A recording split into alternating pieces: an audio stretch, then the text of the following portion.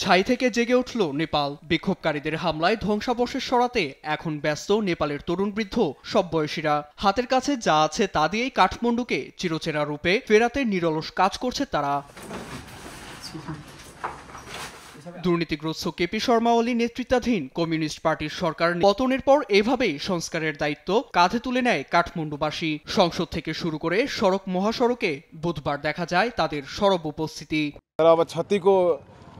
বহু ত্যাগের বিনিময়ে আমরা ঐতিহাসিক জয় পেয়েছি।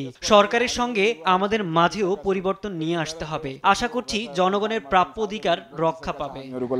কিন্তু বিক্ষোভ পরবর্তী পরিস্থিতির সুযোগে অরাজকতার সৃষ্টির চেষ্টা চালাচ্ছে কিছু দুষ্কৃতিকারী। নিরাপত্তাহীনতার সুযোগে কারাগার ভেঙে পালিয়ে যায় অন্তত ৭,০০০ অপরাধী। এর মধ্যে রয়েছে সাবেক মন্ত্রীর নামও। এমন পরিস্থিতিতে নিয়ন্ত্রণের দায়িত্ব হাতে নেয় দেশটির সেনারা। অবস্থান নেয় সড়কের গুরুত্বপূর্ণ পয়েন্টগুলোতে।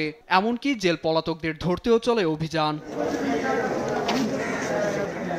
কাঠমান্ডু জুড়ে সহিংসতার জন্য সুবিধাবাদী কুচক্রীদের দায়ী করছে ন্যাপোকিডরা। সহিংসতার মাধ্যমে সার্বভৌমত্ব ও দুর্নীতি বিরোধী আন্দোলনকে নস্যাৎ করার চেষ্টা চলছে বলে অভিযোগ তাদের। এই পরিস্থিতিতে নেপালে দ্রুত শৃঙ্খলা ও স্থিতিশীলতা ফিরবে বলে আশাবাদী চীন। আশা করছি প্রতিবেশী দেশ নেপালের সামাজিক ও রাজনৈতিক পরিস্থিতির দ্রুত উন্নতি হবে।